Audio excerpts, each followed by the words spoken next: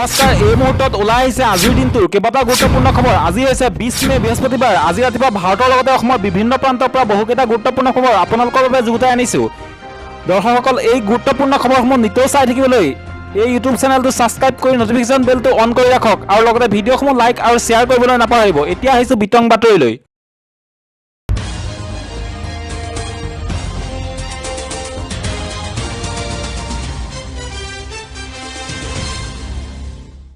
আজিৰ প্ৰথম গুৰুত্বপূৰ্ণ খবৰটো হৈছে এতিয়াৰ পৰা অনলাইনত পাব উচ্চতৰ মাধ্যমিক চূড়ান্ত বৰ্ষৰ পাঠ্যক্ৰমৰ পাঠ্যপুথি। অনলাইনত উপলব্ধ হৈছে উচ্চতৰ মাধ্যমিকৰ চূড়ান্ত বৰ্ষৰ পাঠ্যক্ৰমৰ পাঠ্যপুথিসমূহ। এক জাননীৰ জৰিয়তে এই কথা জনালে অসম উচ্চতৰ মাধ্যমিক শিক্ষা সংসদে। ৰাজ্যৰ দ্বাদশ শ্ৰেণীৰ ছাত্ৰ ছাত্ৰীসকলৰ বাবে এটা বিশেষ খবৰ। অনলাইনত উপলব্ধ হৈছে উচ্চতৰ মাধ্যমিক চূড়ান্ত বৰ্ষৰ পাঠ্যক্ৰমৰ পাঠ্যপুথিসমূহ। এক জাননীৰ জৰিয়তে এই কথা জনালে অসম উচ্চতৰ মাধ্যমিক শিক্ষা সংসদে। আসাম হায়াৰ ছেকেণ্ডেৰী এডুকেশ্যন কাউন্সিলৰ অফিচিয়েল ৱেবছাইটত আপলোড কৰা হৈছে পাঠ্যপুথিসমূহ। শিক্ষাৰ্থীসকলক www.assamhighersecondaryeducationcouncil.nic.in যোগে পাঠ্যপুথিসমূহ ডাউনলোড কৰিবলৈ আহ্বান আসাম হায়াৰ ছেকেণ্ডেৰী এডুকেশ্যন কাউন্সিলৰ। আজিৰ দ্বিতীয় গুৰুত্বপূৰ্ণ খবৰটো হৈছে খালী থকা শিক্ষা বিভাগৰ পদ পূৰণৰ বাবে শীঘ্ৰে ল'ব পদক্ষেপ। টেট উত্তীৰ্ণৰ চাকৰিৰ লগতে নতুনকৈ গঠন কৰা জিলা আৰু মহকুমাসমূহৰ বাবে প্ৰশাসনিক পদসমূহ শীঘ্ৰে পূৰণৰ চিন্তা। 15 দিনৰ ভিতৰত বাকী ৰৈ যোৱা স্কুটিসমূহ বিতৰণ কৰিবলৈ নিৰ্দেশ দিয়ে মুখ্যমন্ত্ৰীয়ে। 2022 চনৰ পৰৱৰ্তী গুণোৎসৱ অনুষ্ঠিত কৰিব পৰাকৈ সাজু হোৱাৰো পৰামৰ্শ দিয়ে। শিক্ষা বিভাগৰ বিভিন্ন পদত খালী হৈ থকা পদ পূৰণৰ বাবে ৰাজ্য চৰকাৰে শীঘ্ৰে পদক্ষেপ গ্ৰহণ কৰিব। বিশেষকৈ উচ্চতৰ মাধ্যমিকত খালী হৈ থকা শিক্ষক পদ পূৰণৰ বাবে অচিৰেই এক নিযুক্তি নীতি ঘোষণা কৰিব শিক্ষা বিভাগে।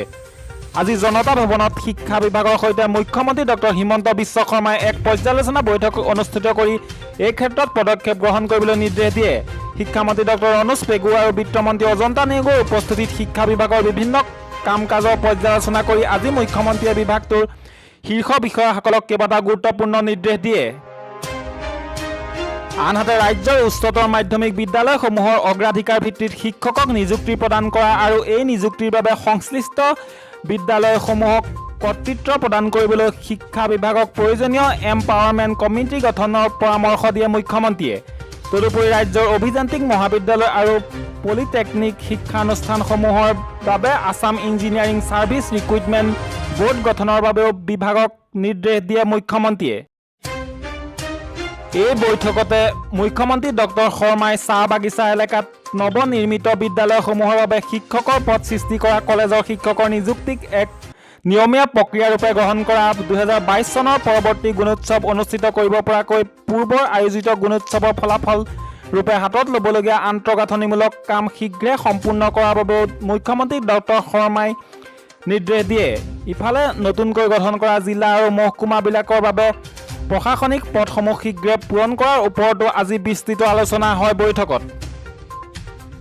ৰাজ্যৰ সকলো স্তৰত বিদ্যালয়সমূহৰ নৱনিযুক্তি পদে শিক্ষক তথা টিউটৰসকলৰ দৰমহা মুকলিৰ বাবে প্ৰয়োজনীয় পদক্ষেপ গ্ৰহণ কৰিবলৈ আজি বৈঠকতে বিত্ত বিভাগক নিৰ্দেশ দিয়ে মুখ্যমন্ত্ৰীয়ে। অহা 1 জুনৰ ভিতৰত এই শিক্ষকসকলে যাতে অনাদায় দৰমহা লাভ কৰে তাৰ বাবেও ব্যৱস্থা গ্ৰহণৰ নিৰ্দেশ দিয়ে বিভাগক। এই বৈঠকতে ৰাজ্যৰ প্ৰাথমিক শিক্ষা বিভাগ, মাধ্যমিক শিক্ষা বিভাগ, সৰ্বশিক্ষা মিছনৰ অধীনত সকলো কৰ্মৰত শিক্ষকক এক নিয়ন্ত্ৰণকাৰী সংস্থাৰ অধীনলৈ আনিব পৰা যায় নেকি সেয়া পৰীক্ষা কৰিবলৈ নিৰ্দেশ দিয়ে মুখ্যমন্ত্ৰীয়ে। মুখ্যমন্ত্ৰীগৰাকীয়ে লগতে উচ্চতৰ মাধ্যমিকৰ মেধাৱী ছাত্ৰ ছাত্ৰীসকলক স্কুটি প্ৰদান কৰাৰ সন্দৰ্ভতো 15 দিনৰ ভিতৰত বাকী ৰৈ যোৱা স্কুটিসমূহ বিতৰণ কৰিবলৈ নিৰ্দেশ দিয়ে। বৈঠকত উচ্চ শিক্ষা বিভাগৰ প্ৰধান সচিব বি কল্যাণ চক্ৰৱৰ্তীয়ে, প্ৰাথমিক আৰু মাধ্যমিক শিক্ষা বিভাগৰ আয়ুক্ত সচিব প্ৰতিম শইকীয়াকে ধৰি কেইবাজনো শীৰ্ষ বিষয়া উপস্থিত থাকে। আজিৰ আন এটা গুৰুত্বপূৰ্ণ খবৰ হৈছে কৰোনা নিয়ন্ত্ৰণৰ বাবে মুখ্যমন্ত্ৰী হিমন্ত বিশ্ব শৰ্মাই কেবিনেটত কি সিদ্ধান্ত ল'লে সবিশেষ জনালে মন্ত্ৰী পীযুষ হাজৰিকা আৰু কেশৱ মহন্তই। বুধবাৰে জনতা ভৱনত মুখ্যমন্ত্ৰী ডক্টৰ হিমন্ত বিশ্ব শৰ্মাৰ দ্বিতীয়খন কেবিনেট বৈঠক অনুষ্ঠিত হয়। বুধবাৰে জনতা ভৱনত মুখ্যমন্ত্ৰী ডক্টৰ হিমন্ত বিশ্ব শৰ্মাৰ দ্বিতীয় কেবিনেট বৈঠক অনুষ্ঠিত হয়। মুখ্যমন্ত্ৰী ডক্টৰ শৰ্মাৰ অধ্যক্ষতাত অনুষ্ঠিত বৈঠকত 13জন কেবিনেট মন্ত্ৰীয়ে উপস্থিত থাকে। এই বৈঠকত 4টা গুৰুত্বপূৰ্ণ সিদ্ধান্ত গ্ৰহণ কৰা হয়। কেবিনেট বৈঠকৰ অন্তত কেবিনেট মুখপাত্ৰ মন্ত্ৰী পীযুষ হাজৰিকা আৰু মুখ্যমন্ত্ৰীৰ ৰাজনৈতিক সচিব জয়ন্ত মল্ল বৰুৱা আৰু স্বাস্থ্যমন্ত্ৰী কেশৱ মহন্তই সংবাদ মাধ্যমৰ সন্মুখত কেবিনেটত গ্ৰহণ কৰা সিদ্ধান্ত সন্দৰ্ভত বক্তব্য ৰাখে। কেবিনেটৰ মুখপাত্ৰ মন্ত্ৰী পীযুষ হাজৰিকাই সাদৰি কৰা মতে বুধবাৰে কেবিনেটত 4টা গুৰুত্বপূৰ্ণ সিদ্ধান্ত গ্ৰহণ কৰা হয়। সিদ্ধান্তকেইটা ক্ৰমে ভৱিষ্যতে কোভিড ৰোগীৰ চিকিৎসাৰ ক্ষেত্ৰত অক্সিজেনৰ যাতে অভাৱ নহয় তাৰ বাবে কেবিনেটে সিদ্ধান্ত লয় যে নতুনকৈ স্থাপন কৰা অক্সিজেন উৎপাদন উদ্যোগলৈ 100% বিনামূলীয়া বিদ্যুৎ যোগান ধৰা হ'ব। বন্ধ হৈ থকা অক্সিজেন উৎপাদন উদ্যোগ পুনৰ মুকলি কৰিলেও 100% বিনামূলীয়া বিদ্যুৎ যোগান ধৰা হ'ব। বৰ্তমান চলি থকা এনে উদ্যোগ সম্প্ৰসাৰণৰ ক্ষেত্ৰতো 100% বিনামূলীয়া বিদ্যুৎ যোগান ধৰা হ'ব। ইতিমধ্যে উৎপাদন চলাই থকা অক্সিজেন উৎপাদন উদ্যোগসমূহলৈ 20% বিনামূলীয়াকৈ বিদ্যুৎ যোগান ধৰা হ'ব। এই সিদ্ধান্তসমূহ 1 জানুৱাৰী 2021 পৰা কাৰ্যকাৰী হ'ব যদিও বিত্তীয় বৰ্ষ হিচাপে 1 এপ্ৰিল 2021 পৰা 31 মাৰ্চ 2022 প্ৰযোজ্য হ'ব। কেবিনেটত গ্ৰহণ কৰা আন গুৰুত্বপূৰ্ণ সিদ্ধান্তসমূহ বিটিআৰ প্ৰধানৰ লগতে কাৰ্বি আংলং আৰু ডিমা হাছাও স্বায়ত্তশাসিত পৰিষদৰ মুখ্য কাৰ্যবাহী সদস্যসকলক কেবিনেট পদমৰ্যাদা প্ৰদানৰ বাবে কেবিনেটত সিদ্ধান্ত লয়। অধিবক্তা দেৱজিৎ শইকীয়াক ৰাজ্যৰ মহা অধিবক্তা হিচাপে নিযুক্তি প্ৰদানৰ সিদ্ধান্ত গ্ৰহণ। মধ্যে ব্যক্তি থকা তত্ত্বাৱধায়ক মন্ত্ৰীৰ নাম পৰিৱৰ্তন কৰি অভিভাৱক মন্ত্ৰী কৰিবলৈ সিদ্ধান্ত গ্ৰহণ। অভিভাৱক মন্ত্ৰীসকলে জিলাখনৰ উন্নয়নৰ সকলো দিশ তদাৰক কৰিব। পূৰ্বতে একাধিক জিলাৰ ভাৰপ্ৰাপ্ত মন্ত্ৰী নিযুক্তি দিয়াৰ প্ৰথা আছিল। আজিৰে পৰা ভাৰপ্ৰাপ্ত মন্ত্ৰী সলনি অভিভাৱক মন্ত্ৰী নিযুক্তিৰ সিদ্ধান্ত গ্ৰহণ কৰা হয়। অভিভাৱক মন্ত্ৰী বৃহস্পতিবাৰে নিযুক্তি দিব মুখ্যমন্ত্ৰীয়ে। একাধিক জিলাৰ দায়িত্ব একোজন মন্ত্ৰীৰ হাতত তুলি দিব মুখ্যমন্ত্ৰীয়ে।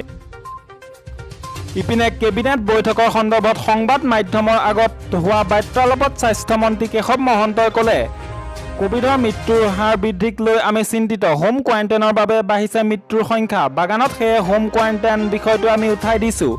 লগতে আন এক প্ৰশ্নৰ উত্তৰত স্বাস্থ্যমন্ত্ৰী কেশৱ মহন্তই ক'লে, কোভিডৰ বিচনাৰ অভাৱ হোৱা নাই, ICU আছে। কম দিনৰ ভিতৰতে কোভিড নিয়ন্ত্ৰণ হ'ব বুলি আমি আশাবাদী। বেলেগ ৰাজ্যত ভেকচিন দিয়াই বন্ধ কৰিছে, আমি দি আছোঁ। কোভিড চেণ্টাৰৰ বাবে বিশেষ ব্যৱস্থা গ্ৰহণ কৰা হৈছে। আন এটা গুৰুত্বপূৰ্ণ খবৰ হৈছে পাওতেৰ সংহাৰত 60 জনৰো অধিক লোকে হেৰুৱালে প্ৰাণ। কৰ্ণাটক, মহাৰাষ্ট্ৰ আৰু গুজৰাটত মুঠ 63 জনৰ মৃত্যু। মুম্বাইত এতিয়ালৈ 22 জন লোকৰ মৃতদেহ উদ্ধাৰ। এতিয়াও আন 78 জন লোক সন্ধানহীন। গুজৰাটত এতিয়ালৈকে মৃত্যু হৈছে 45 জনৰ। গুজৰাটলৈ 1000 কোটি টকাৰ পেকেজ প্ৰধানমন্ত্ৰীৰ। আজিৰ আন এটা গুৰুত্বপূৰ্ণ খবৰ হৈছে যুদ্ধৰত ইজৰাইলত কিদৰে আছে অসমৰ মেধাৱী জীয়ৰী। কন্যাক লৈ চিন্তিত অসমীয়া পিতৃ মাতৃ। ৰাসায়ন বিভাগৰ গৱেষণাত অসমৰ কন্যা নাজিহাই তেওঁ থকা অঞ্চলত দিনে নিশাই শুনিবলৈ পাইছে হামছে নিক্ষেপ কৰা ৰকেটৰ শব্দ।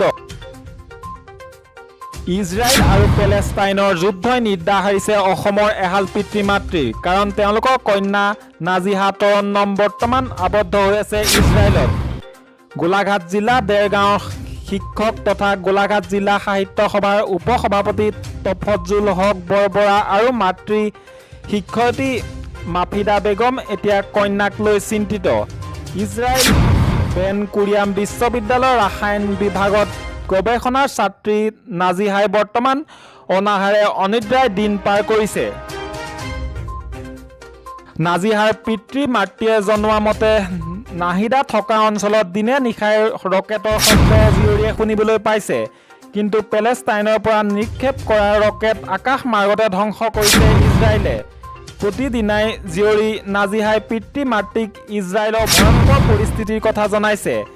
সেয়ে এতিয়া নাজিহাৰ পিতৃ মাতৃয়ে বিচাৰিছে এই যুদ্ধৰ অৱসান হওক। নাজিহাইও বিচাৰিছে এই যুদ্ধৰ অৱসান হওক, ইজৰাইললৈ পুনৰ শান্তি ঘূৰি আহক। গোলাঘাটৰ অসহায় পিতৃ মাতৃ ভগৱানৰ ওচৰত প্ৰাৰ্থনা, ইজৰাইলত শান্তি প্ৰতিষ্ঠা হওক আৰু তেওঁলোকৰ একমাত্ৰ কন্যা ভালে কুশলে পুনৰ অসমলৈ ঘূৰি আহক। ধন্যবাদ দৰ্শকসকল, আজিৰ বাতৰিৰ পৰা বিদায় লৈছোঁ।